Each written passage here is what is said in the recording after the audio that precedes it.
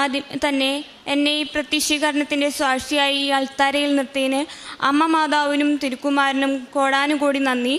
എൻ്റെ പേര് ലിനി. ഞാൻ തൃശ്ശൂർ ജില്ലയിൽ നിന്ന് വരുന്നു. ഞാനൊരു യാക്കോബിറ്റ് വിശ്വാസിയാണ്.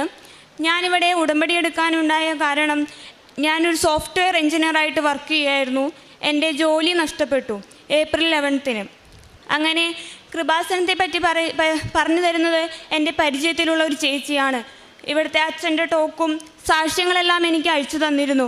അത് കേട്ട് അങ്ങനെ ഞാൻ ഇവിടെ വന്നാൽ എനിക്ക് അനുഗ്രഹം ലഭിക്കുമെന്ന് മനസ്സിലാക്കി. പക്ഷേ എനിക്ക് ഉടമ്പടി എടുക്കാൻ താല്പര്യമുണ്ടായിരുന്നില്ല. കാരണം പത്രം കൊടുക്കുമ്പോൾ ആരെങ്കിലും വാങ്ങിക്കുകയോ അങ്ങനെയൊക്കെയുള്ളൊരു ടെൻഷനായിരുന്നു. പക്ഷേ മെയ് 15-ന് ഞാൻ ഇവിടെ വന്നു, ഉടമ്പടി എടുത്തു.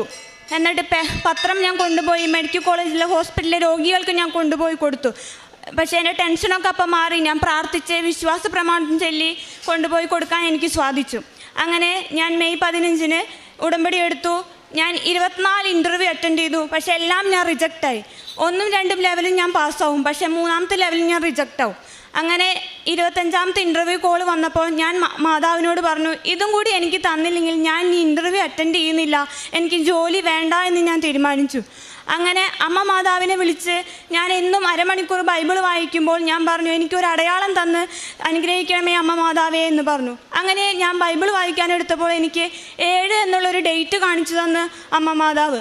അങ്ങനെ ഞാൻ ആ ഡേറ്റ് ഇട്ട് പ്രാർത്ഥിക്കാൻ തുടങ്ങി. അങ്ങനെ ഞാൻ ഫസ്റ്റ് ലെവൽ ഇൻ്റർവ്യൂ അറ്റൻഡ് ചെയ്തു, അത് പാസ്സായി. സെക്കൻഡ് ലെവൽ ഇൻ്റർവ്യൂ അറ്റൻഡ് ചെയ്തു, അതും പാസ്സായി.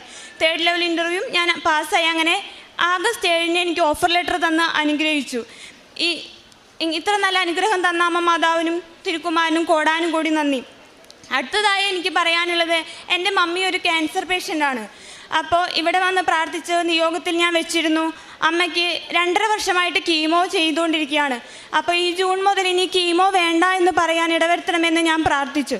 അങ്ങനെ ജൂണിൽ ഡോക്ടർ ചെക്കപ്പിന് പോയപ്പോൾ ഞാൻ എന്നും അമ്മയ്ക്ക് ഉദരത്തിലും നടുവിനൊക്കെ ഉടമ്പടി തൈലം വെച്ച് പ്രാർത്ഥിക്കുകയും കുരിശിട്ട് പ്രാർത്ഥിക്കുകയും വിശ്വാസ പ്രമാണം ചൊല്ലുകയൊക്കെ ചെയ്യും.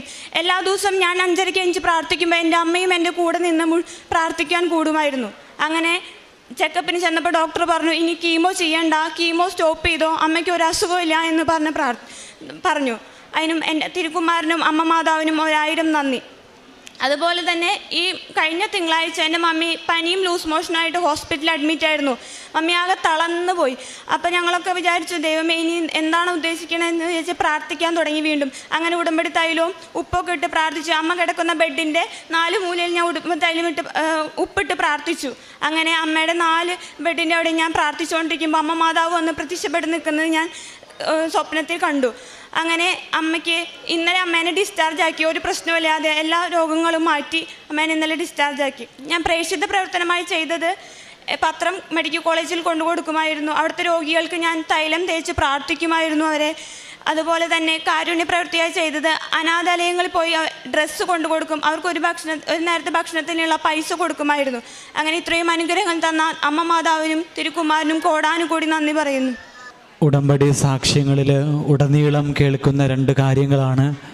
ഒന്ന്, വചനം വായിക്കുമ്പോൾ വചനത്തിൻ്റെ അഭിഷേകത്തിൽ നിന്നുകൊണ്ട് വചനം സംസാരിക്കുന്നതായിട്ടുള്ള ബോധ്യം ലഭിക്കുക എന്നുള്ളത്.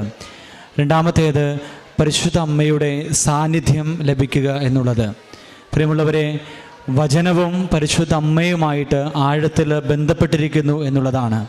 പരിശുദ്ധ അമ്മ വചനത്തിൽ വിശ്വസിച്ചുകൊണ്ട് വചനമനുസരിച്ച് ജീവിച്ച ഒരു വ്യക്തിയാണ്. അതുപോലെ തന്നെ വചനം ദൈവമാണ് എന്ന് തിരുവചനം പറയുമ്പോൾ വചനവും പരിശുദ്ധ അമ്മയുമായിട്ടുള്ള ബന്ധം നമുക്ക് മനസ്സിലാക്കിയെടുക്കാവുന്നതാണ്. ഈ സഹോദരി നമ്മളോട് പറയുകയായിരുന്നു, താൻ വചനം വായിക്കുന്നു, വചനത്തിൽ നിന്ന് വചനം തന്നോട് സംസാരിക്കുന്നതായിട്ടുള്ള ബോധ്യത്തിലേക്ക് കടന്നു വരുവാനായിട്ട് സാധിക്കുന്നു. അതുപോലെ തന്നെ പരിശുദ്ധ അമ്മ സ്വപ്നത്തിൽ പ്രത്യക്ഷപ്പെടുന്ന അനുഭവത്തിലേക്ക് വരുന്നു, പരിശുദ്ധ അമ്മയുടെ സാന്നിധ്യം അനുഭവിക്കുവാനായിട്ട് സാധിക്കുന്നു എന്നുള്ളത്. വചനം എവിടെയുണ്ടോ അവിടെ പരിശുദ്ധ അമ്മയുടെ സാന്നിധ്യം തീർച്ചയായിട്ടും നമുക്ക് അനുഭവിക്കുവാനായിട്ട് സാധിക്കും. ഉടമ്പടി സാക്ഷ്യങ്ങളിലുടനീളം ഈ വചനത്തിൻ്റെയും പരിശുദ്ധ അമ്മയുടെ സാന്നിധ്യവും നമുക്ക് കാണുവാനായിട്ട് സാധിക്കുന്നതാണ്. നമ്മുടെ മുൻപിൽ ലിനി ബേബി എന്ന സഹോദരി തൻ്റെ ഉടമ്പടി ജീവിത സാക്ഷ്യം പങ്കുവയ്ക്കുമ്പോൾ ഈ സഹോദരി 24 പ്രാവശ്യം ഇൻ്റർവ്യൂ അറ്റൻഡ് ചെയ്ത കാര്യത്തെപ്പറ്റി പറഞ്ഞു. ഉടമ്പടി എടുത്ത് പ്രാർത്ഥിച്ച് പ്രാർത്ഥനയിൽ ശരണപ്പെട്ടപ്പോൾ ഈ സഹോദരിക്ക് ജോലി ലഭിച്ചതായിട്ട് ഈ സഹോദരി സാക്ഷ്യപ്പെടുത്തുകയാണ്. പ്രാർത്ഥിക്കണം. അതുപോലെ തന്നെ ഈ സഹോദരി നമ്മളോട് അമ്മയുടെ ക്യാൻസർ രോഗത്തെക്കുറിച്ച് സംസാരിച്ചു. പരിശുദ്ധ അമ്മയുടെ ഉടമ്പടി നേർച്ച വസ്തുക്കൾ ഉപയോഗിച്ചുകൊണ്ട് പ്രാർത്ഥിച്ചപ്പോൾ എങ്ങനെയാണ് ഉടമ്പടിയിൽ സൗഖ്യമായിട്ട് പരിശുദ്ധ അമ്മ കടന്നു വന്നതെന്ന് ഈ സഹോദരി നമ്മളോട് സാക്ഷ്യപ്പെടുത്തി. ഇവരുടെ ജീവിതത്തിൽ പരിശുദ്ധ അമ്മ വഴി ഇവർക്ക് ലഭിച്ച വലിയ അനുഗ്രഹങ്ങൾക്ക് ഇരു കരങ്ങളും അടിച്ച് നമുക്ക് ദൈവനാമത്തെ മഹത്വപ്പെടുത്താം. അത്യപൂർവ ദൈവാനുഭവങ്ങൾ ഇനി നിങ്ങൾക്കും സ്വന്തം. ഈ യൂട്യൂബ് ചാനൽ ഇതുവരെ സബ്സ്ക്രൈബ് ചെയ്തിട്ടില്ലെങ്കിൽ ഇപ്പോൾ തന്നെ സബ്സ്ക്രൈബ് ചെയ്യുക. ഈ വീഡിയോ ഇപ്പോൾ തന്നെ നിങ്ങളുടെ സുഹൃത്തുക്കൾക്ക് ഷെയർ ചെയ്തുകൊണ്ട് കർത്താവിൻ്റെ പ്രേക്ഷിതരാകുക.